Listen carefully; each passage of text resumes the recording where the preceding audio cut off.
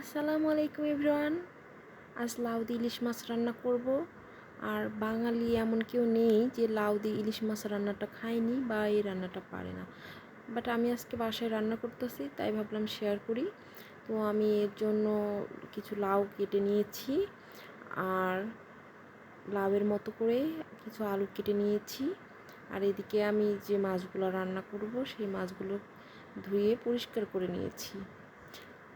আমি মাছ কাটতে পারি না বলে বাহির থেকে মাছগুলো কুটে নিয়ে আসা, আমি জাস্ট ধুয়ে নিয়েছি।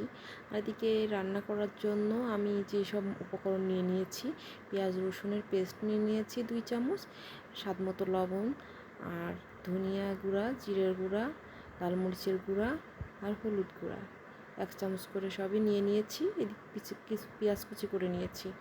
এদিকে চুলায় কড়াই বসিয়ে দিয়েছি। যখন তেলটা গরম হয়ে গেছে, আমি কিছু ফালি করা কাঁচামরিচ দিয়ে দিলাম, কিছু পেঁয়াজ কুচি দিয়ে দিলাম। আমি যেহেতু লাউ দিয়ে ইলিশ মাছ রান্না করব, আর লাউয়ের তরকারিতে আমি সবসময় কাঁচামরিচ বেশি ইউজ করি, কারণ তাহলে একটু কালারটা সাদা সাদা থাকে বা আমার কাছে ভালো লাগে, এই জন্য। এদিকে পেঁয়াজটা ব্রাউন হয়ে আসলে আমি পেঁয়াজ রসুনের যে পেস্টটা রেখেছিলাম ওটা দিয়ে দিলাম, আর 1 চামচ হলুদ গুঁড়া দিয়ে দিলাম, 1 চামচ ধনিয়া গুঁড়া, 1 চামচ জিরার গুঁড়া, আর কিছু 1 চামচ মতো লাল মরিচের গুঁড়া। এটা কালারের জন্য দিয়েছি যদিও, আর একটু ঝালও হবে। আর এদিকে স্বাদ মতো লবণ দিয়ে দিয়েছি কিছুটা, পরে লাগলে কম বেশি দিব। এখন আমি মশলাটাকে ভালো করে কষিয়ে নিচ্ছি। কষানোর জন্য আমি একটুখানি পানি অ্যাড করতেছি। তো আমি এবার ভালো করে মশলাটা কষিয়ে মাছগুলোকে দিয়ে দিব। দিয়ে আমি মাছটা কাঁচা অবস্থায় একটু কষিয়ে তুলে রাখবো। আমি মাছগুলোকে একে একে দিয়ে দিচ্ছি। দিয়ে আমি মশলার সাথে জাস্ট একটু আলতোভাবে নেড়ে চেড়ে তুলে নিব। আর মাছগুলোকে আমি আগে হলুদ দিয়ে একটু মাখিয়ে রেখেছিলাম। এখন আমি আলতো হাতে এগুলোকে উল্টে পাল্টে নেড়ে নিচ্ছি।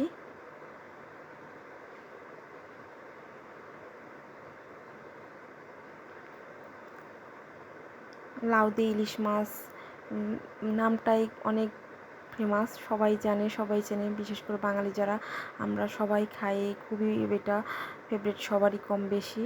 আর লাউয়ের তরকারি তো বলতে অন্যরকম একটা যে লাউয়ের তরকারি মানেই অনেক মজার। তো আমি মাছগুলোকে একে একে এখন তুলে নিচ্ছি।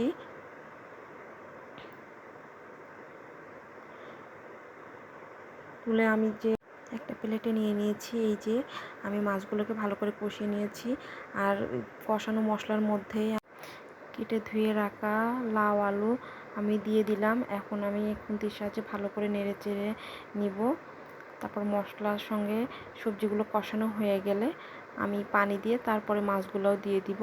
আমি এখন ভালো করে কষিয়ে নিচ্ছি। আর লাউটা কষানোর পরে লাউ থেকে এমনিই পানি বেরোবে।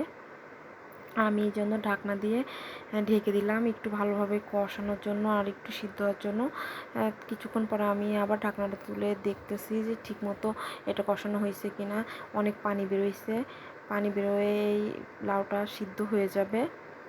তো আমি ভালো করে কষিয়ে নেড়ে চেড়ে এখন পানি দিয়ে দিলাম, আর মাছগুলোও আমি এর মধ্যে দিয়ে দিব। যেহেতু আমি আজকে একটু ঝোল ঝোল রান্না করব, কারণ লাউয়ের তরকারি, ইলিশ মাছের সঙ্গে লাউয়ের তরকারি একটু ঝোল ঝোল অনেক মজার হয়। আমি এ পর্যায়ে মাছগুলোও দিয়ে দিলাম। এখন আমি একটু নেড়ে চেড়ে রেখে দিব, চুলায় বলক উঠে আসবে।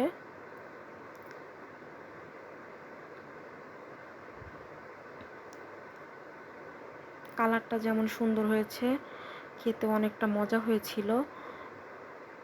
যেহেতু আমি লাল মরিচের গুঁড়াটা অ্যাড করেছি, এই জন্য কালারটি একটু লাল লাল হয়েছে। আর এদিকে চুলার তরকারিতে বলক এসে গেছে, আমি একটু নেড়ে দিলাম মাঝে। এই তো রেডি হয়ে গেল আমার লাউ দিয়ে ইলিশ মাছের রেসিপি। কালারটা অনেক সুন্দর হয়েছে, খেতেও অনেকটা ইয়াম্মি। যারা খেয়েছেন বাসায় অবশ্যই আবার ট্রাই করবেন, খেয়ে অবশ্যই জানাবেন কেমন হয়েছিল আপনাদেরটা।